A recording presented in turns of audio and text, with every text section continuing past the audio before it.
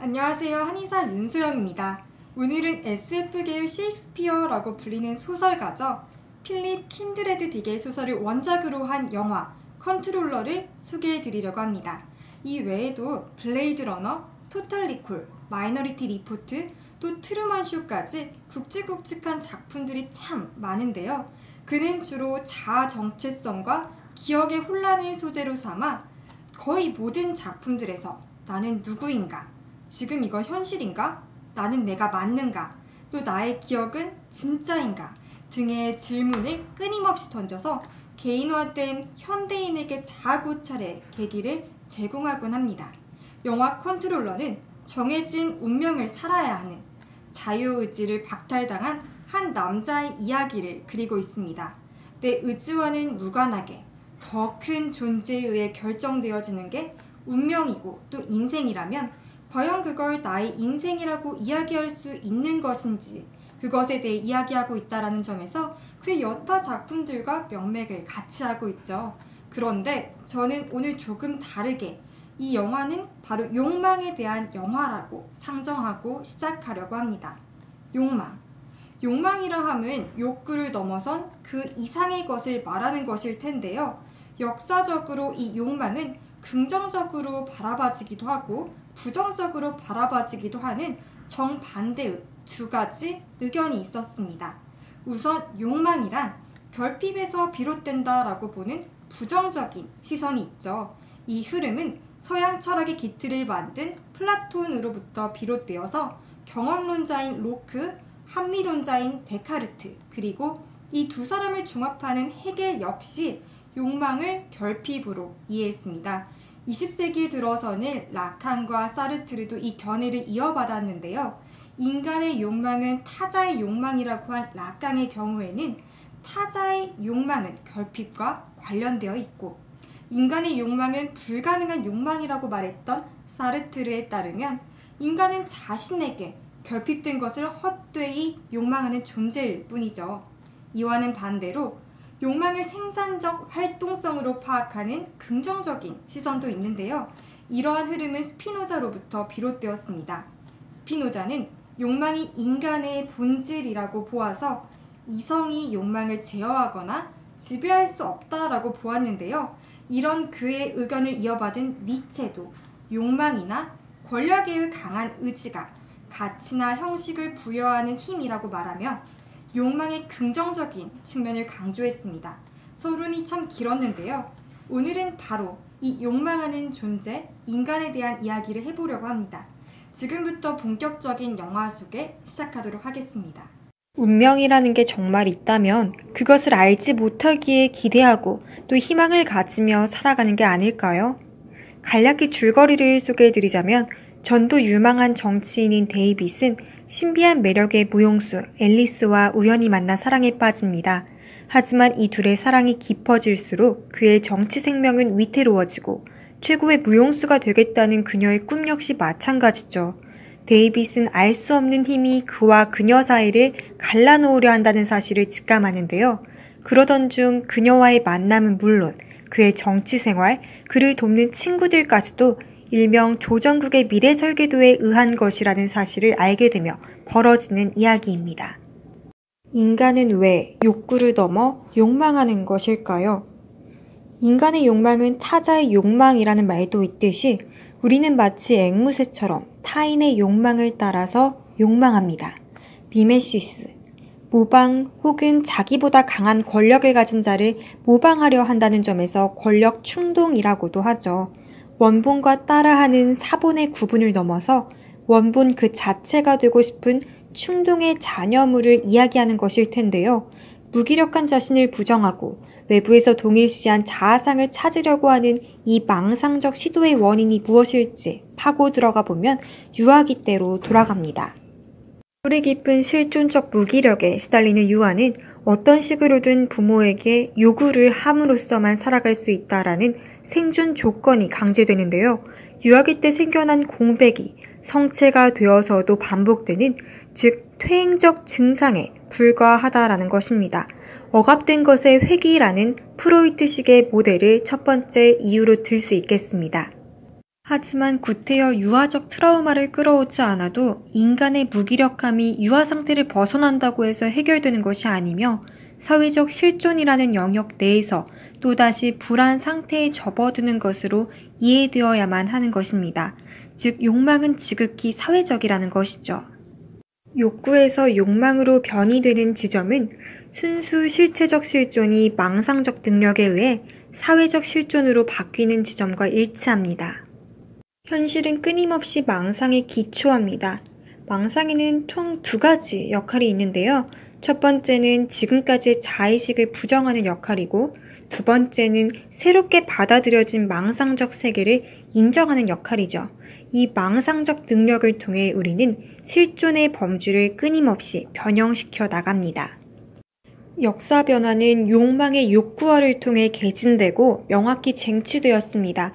실존적으로 누려야 할 당연한 권리라고 생각되는 항목들이 누적되어 일반화되었을 때 우리는 혁명 또 권리를 위한 투쟁을 통해서 역사의 변화를 이루어냈습니다. 자유의지는 한낱 선택권이 아닙니다. 존재하는 틀을 깨므로써 촉발되는 개념이기 때문에 선택지 바깥의 선택을 하는 것이며 불가능에 대한 선택인 것이죠. 자유의지란 세계관을 전복시키는 그 혁명의 순간에만 짧게 유효한 것입니다. 욕망의 욕구화, 그 자체인 혁명의 속성을 띠는 자유의지는 필연적으로 욕망에 귀속된다라는 것이죠. 예를 들어 민주주의라는 것은 힘의 의지, 즉 권력 충동이 타락한 형태가 아닌 최고조로 발달한 형태에 가깝습니다. 법칙을 정하는 헌법에 대한 수정권을 주권을 쥔 국민이 거머쥐고 있기 때문인데요. 불안을 야기한 세계 자체에 대한 창조권을 주는 건 궁극적 권력이자 불안의 근원적 종식이라는 것입니다. 말씀드렸듯이 영화 컨트롤러는 욕망에 대한 영화입니다. 모든 것이 조정국이라는 집단에 의해 정해진 틀과 또 선택지 내에서 조율되기 때문에 자유의지란 발생하지 않으며 주어진 선택지 내에서의 선택을 자유로운 상태로 인식하는 지경에 이르죠. 영화 속 조정국은 욕망을 비합리적으로 세계를 파멸시키는 것으로 여겨 욕망을 탄압하려 하는 중세식 금욕주의의 모습을 보여주는데요.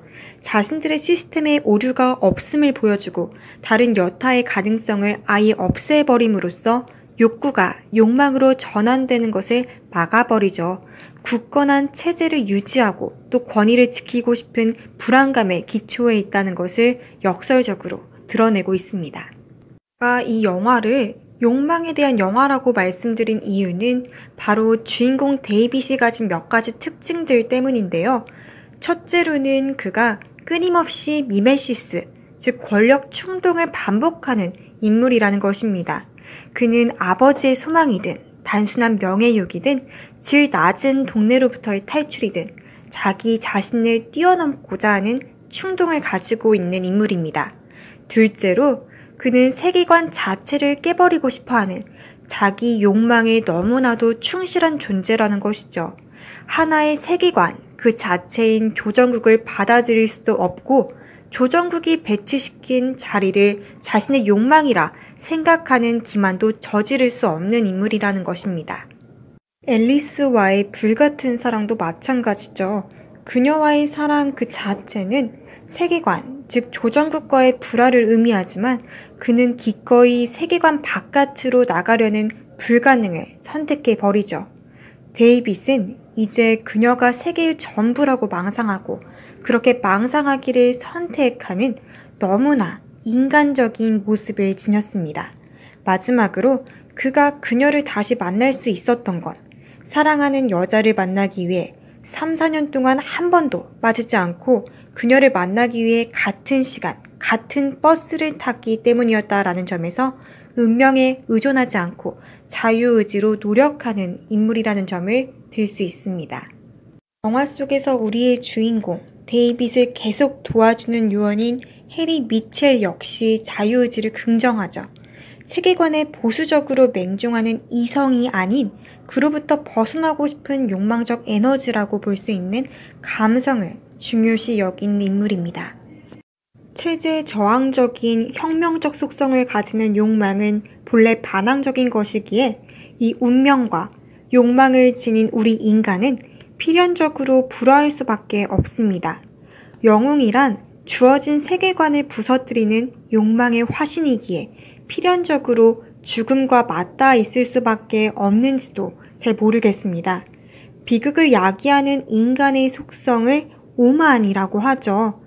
욕망이라고도 볼 수 있는 이 오만을 긍정적으로 바라본다면 주체적 존재가 가져야 할 자신감이나 과감한 결단을 의미한다고도 볼 수 있지 않을까요?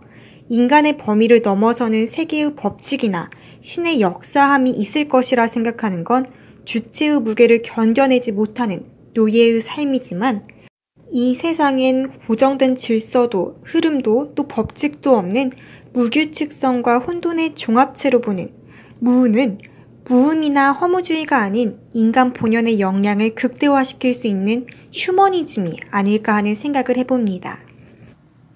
영화의 마지막, 데이빗을 계속 도와주는 요원은 이렇게 이야기합니다. 대부분의 사람들은 우리가 정해준 길을 가지 다른 길을 찾는 걸 무척 두려워해요. 하지만 가끔은 당신 같은 사람이 나타나 우리가 설치한 장애물을 전부 쓰러뜨려 자유의지는 그걸 얻기 위해 투쟁해야만 쓰는 법을 배울 수 있는 선물이라는 걸 깨달은 사람이지. 언젠가는 우리가 아니라 당신들 스스로 계획을 쓰는 거야 라고 말이죠. 세계를 좋은 방향으로 이끄는 법은 바로 욕망으로 기꺼이 뛰어들고 노예의 길을 거부하며 주체의 무게를 견디어내는 그런 인간적인 삶임을 영화는 이야기해주고 있는 듯합니다.